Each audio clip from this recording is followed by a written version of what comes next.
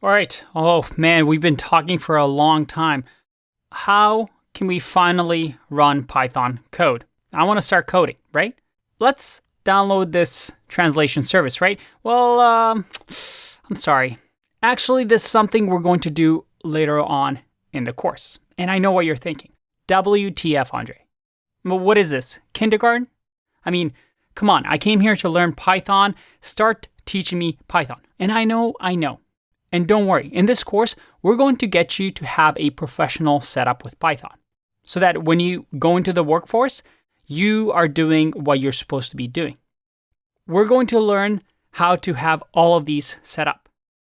First, we're going to have our terminal or command line where we can run Python from right in what we call a REPL. And then we're also going to use code editors like Sublime Text and Visual Studio Code. We're also going to use IDEs, or integrated developer environments, like PyCharm and Spyder. And we're also going to use Jupyter Notebooks. And I'm going to show you how to set up all of these on your computer, what the pros and cons of using each are, and how some of them might be used for machine learning, while others might be used for writing quick scripts. And I know this is a lot, but it's good to have these skills depending on what type of job you want. And if you're a professional Python developer, well, you should be using most of these. But there's a problem if I start introducing this in the course right away. You see, these tools, you have to install differently based on what computer you have. So if you're using a Mac, a Windows, a Linux, maybe you're using a mobile phone. Because we want to get started right away and write some code instead of worrying about installations and making sure that your computer is all set up, I want to make sure that all of us can get started right away, no matter what device you're on. Now, if you're really keen, head on over to the section where I show you how to install all these on all of your devices so that you have it set up, and you can come back to this section. But I warn you, it's easy to run into problems and get confused when installing these tools.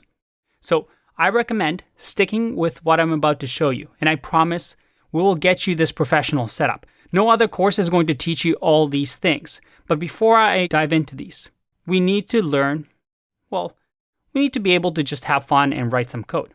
So what is this trick that I keep mentioning where we don't have to install any of these and still run Python? It's called REPL. You see, instead of us having to download this, we can go to repl.it. And when you go here, you'll get a login screen. Now, I recommend creating an account on here because, trust me, it's going to be very useful. It's one of my favorite tools. And it allows you to save Python files just online.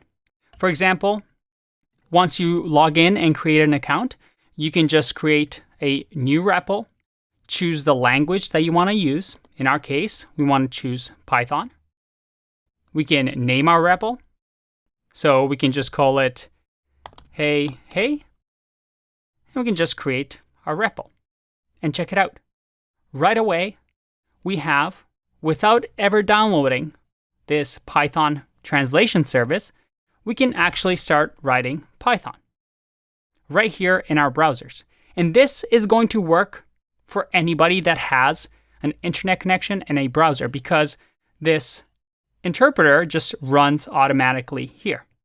And the beauty with REPL is that, you can save these files, you can have different folders. So as we work through the course, you can actually have a folder for all your Python work and just have a really nice organized file structure that you can access anywhere you have internet connection. Now, if you don't want to sign up for repl.it, it's completely free.